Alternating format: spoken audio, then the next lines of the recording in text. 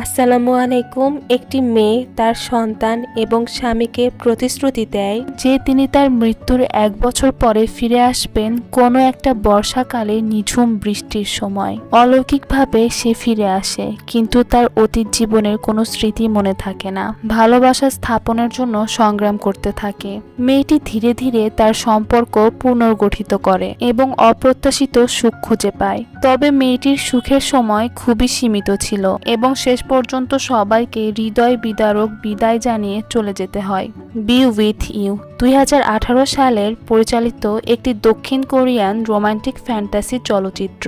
এই মুভিটা দেখা শেষে সবকিছু মিলিয়ে আপনাকে ভাবতে বাধ্য করবে। তাহলে চলুন শুরু করা যাক আজকের এক্সপ্লেনেশন। কাহিনী শুরু হয় একটি কার্টুন দেখিয়ে, যেখানে একটি কাল্পকাহিনী বলা হয়।